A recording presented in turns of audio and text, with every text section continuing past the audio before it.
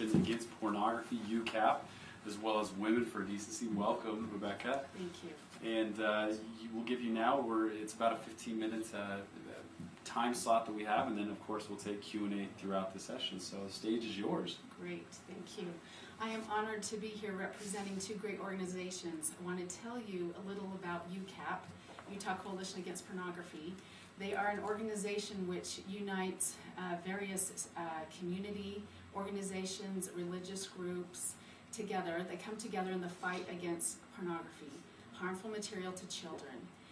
What they do generally, every year they have an annual conference where they invite many people to come and present information that can be useful to individuals, families, community organizations in the fight against pornography. They tell about the harms and the importance of keeping it out of our society and out of our homes.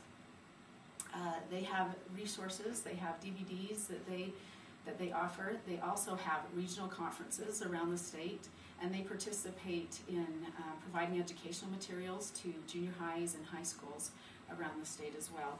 So it's a great organization. They have books and DVDs like I mentioned, and on their website they have links to reputable therapists and other organizations that are like-minded that can help in this great fight. Now I'm going to move on. Not a lot of information about UCAP, just kind of the basics. But Women for Decency is an organization that fills a great niche. I might just interrupt real quick. Yes. Do you want to tell them the website or where they can get more information on UCAP? Okay, on UCAP it's www.utahcoalition.org, and they are a nonprofit organization, if I failed to mention that. Women for Decency fills a great niche here in our state. We are women uniting in healing hearts, in training, and in preserving community standards. So it's a great organization, and we know that there's great power in women uniting their voices and their concerns for families, community, for children. And so it's a great organization to be a part of. And we handle our main areas of focus in different ways. As far as the teaching, we are all about prevention wherever possible. And we encourage schools to have a White Ribbon Week every year where they can teach internet safety to the young children and hopefully prevent the use of harmful materials becoming part of their life. We are organized around the state of Utah, and we are divided by the 29 Senate districts here. And so we have what we call district leaders in each of those areas. And our district leaders are able to deal with things that are specific to their individual community. For example, if there's a billboard or a sexually oriented business or something of concern, then people can rally together, having our district leader to contact someone to help them, kind of give them some talking points of how to contact a business and getting some people together that can rally together in a common fight. If I could just share a success story we've recently had. It's not all our own. I'm sure other members of the community also raise their voice. We have a local business here. They have several restaurants. It's called Costa Vida. It's a great Mexican restaurant here. And they were displaying billboards all across the state, had a woman on a surfboard showing a little bit of cleavage, advertising their Mexican restaurant. Several people, including Women for Decency, members of our group, called to complain about these billboards, and pretty soon the women started to have a nice shirt on these surfboards. And so I called their marketing director and asked them what had caused the change, and he said it was obvious to us that we had made a mistake, and the community had spoken, and so we made the change. I just wanted to throw that out there to say that we're all about promoting community standards. We're all about encouraging businesses around us to maintain the standard of decency that we all want to uphold. Rebecca, just real quick, yes. So we've got a few comments coming in that says that you need to speak a little bit louder. Unfortunately, our mic isn't close enough to you. Okay. So we apologize, okay. But you'll have to project yourself a little bit more so that so everyone can hear you. Okay, thank you. All right, I have to get back on track. Our website, just to get you started there, is www.womenfordecency.org. We have a website. We're also part of Facebook and Twitter. we're putting messages on there Monday through Friday generally, encouraging people for different things that are happening, such as the Costa Vida example that I gave earlier. We alert women to what's going on around them and how they can get on board and add their voice of concern. Also, there are times when we need to add our voice of praise and compliment the businesses around us that are family friendly, and we're all about that as well. And making sure that the community standard that we want to see is maintained. So many times when people don't raise their voice, a standard continues to decline and decline and decline. So we're all about trying to improve what we have out there, the messages that our children are having to see. I wanted to tell you, we have a monthly newsletter that anyone can subscribe to. This month we're all about being wise on summer internet use, knowing that our children are home and things are a little more laid back, and as we're relaxed and playing a little bit more, we need to be even more vigilant about computer use, because our children happen to be home and possibly on the internet or using these media devices more than normal, and so we need to be really aware of what they're doing. It's a great time to talk to our children and also to make sure we are monitoring their behavior and that they know our standard. As has been mentioned earlier, it's easy to put a blind eye and just not worry about it until there's a problem.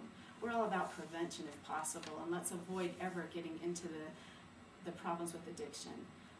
If there is a problem with addiction, we have many women that come to us and they are hurting. They need some healing, and we reach out to them, put our arms around them, and encourage them and give them as much hope as we can, and tell them that it is possible, that we can unite our voices together, we can make a change, and we can help them to overcome the pain that they're feeling from a loved one's use of pornography, and that hope is possible.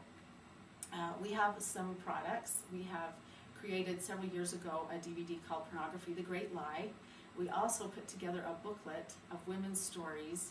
It's just short, 5 women's stories on, it's called Learning to Smile Again, and it is women's stories on what they did and how they dealt with a loved one's use of pornography in their own home, and the hope that they found and the ways that they were able to learn to smile again, as the book suggests. Women for Decency is actively involved in the community. We're seeing a lot of success right now and being really excited about it. Last fall we were part of the Out in the Light campaign that the Desert Media companies were part of. We were happy to be a part of that. We had a presentation at the Women's Symposium that was put on by the Sutherland Institute, and we also presented at the State PTA Convention, where we were again encouraging PTA presidents and principals and schools to hold a White Ribbon Week this next year. Women for Decency was instrumental in getting Governor Huntsman back in 2007 to declare February as White Ribbon Against Pornography Month. And so we are encouraging all schools, and if you could encourage your schools as well, to hold an internet safety. We can't shy away from these topics. Even from very young, our children are being exposed. And even though in the younger, with the younger children, we may not call it pornography, we may call it internet safety, or protect your minds, or what have you, in different programs that we've used. But it's all age appropriate, but very important that we talk about these issues and don't shy away from them. On our website also, we have bookmarks that you can download and print for your family and other resources, and we'd love to encourage you to go there. We were also, Women for Decency has been involved in prior years in legislation. We've backed away from that somewhat because we are only allowed to deal with legislation issues 10% of the time to maintain our nonprofit status. But we were instrumental in the library bill back in 2003, getting that passed. And what that stated was that libraries, to receive federal funding, needed to have filters in place to protect children from harmful material. Many Utah libraries accepted that and did put filters in place. However, there were others that chose not to. And so we are finding, as things come out in the media, that people walk by a library computer and children have been offended or have seen something inappropriate and it's been upsetting, that the community is becoming more and more aware of that and raising their voice and saying, hey, we need to do something about protecting our children and our families from this. So these are some important things we've done. We've also been involved in other House bills. Women for Decency sits on many committees. One of them is called the FACT Committee. It's they do work a lot with legislation, family-friendly legislation, and we're happy to sit there and add our voice to what we feel are important issues within our own community. We are also part of the state PTA. We sit on that committee, and we sit on the UCAP committee as well. So these are some great organizations. What I love is there are many like-minded organizations in this fight, which gives me a lot of hope. There are a lot of people working together. And like I said at the beginning, there's a lot of power in uniting women together in a cause. And that's the niche that we feel at Women for Decency, is we are a place where we can unite our voices, find things that are of concern, make people aware of them, and invite them and encourage them to go forward and encourage their own communities and help their own families to be safe and protected from harmful material. Thank you. Great. Thank you so much, Rebecca. We do have a few questions and some comments that came through. One of the first questions, speak louder. You did a good job. One of the first questions was, is this organization, Women for Decency, is it only here locally in Utah, or is it outside of Utah as well? We have friends on Facebook from Arizona and Texas and even Brazil. Mostly we are functioning here, but we are in the process right now of writing some materials for our district leaders, some training materials that could then be reproduced and used in other states. So we want to grow and help others as well. Great. And then also, another question or comment came up about I'm trying to find the comment right now, it might take me just a minute, but it was in Utah specifically when NBC was viewing something of the, and forgive me if I say this incorrectly, I can't seem to find the comment, but it was about the channel that was being viewed. Are you familiar with UCAP's participation in trying to take that? It was like a Playboy channel being taken off the air. Were you guys involved in that? Did you help on that initiative? Well, I'm not sure how much help we were. I hope we were. Before KSL dropped the Playboy Club from their fall airing, we had posted it and said, let's call NBC, let's complain, this is really objectifying of women. These are the types of things that we do. So I hope we were instrumental in that, but we have been posting this week the need to give KSL a pat on the back, thank them for not airing it, and continue to hit NBC and the sponsors as they become known to us. We will make those things aware so we can get on and say, hey, this is not family friendly.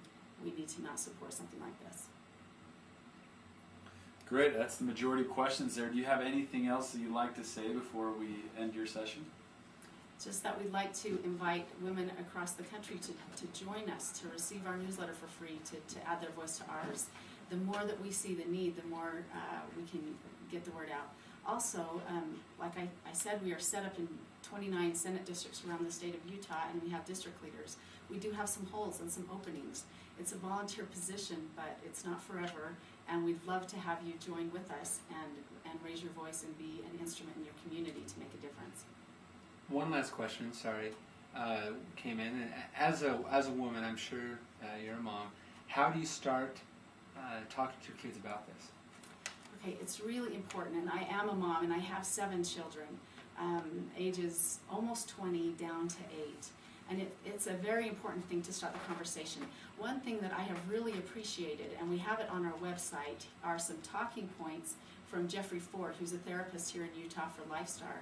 And we have some YouTube clips of him giving 5 steps. He calls them the 5 C's of how to talk to your children about this subject, because it's so important to bring up, and yet it's uncomfortable.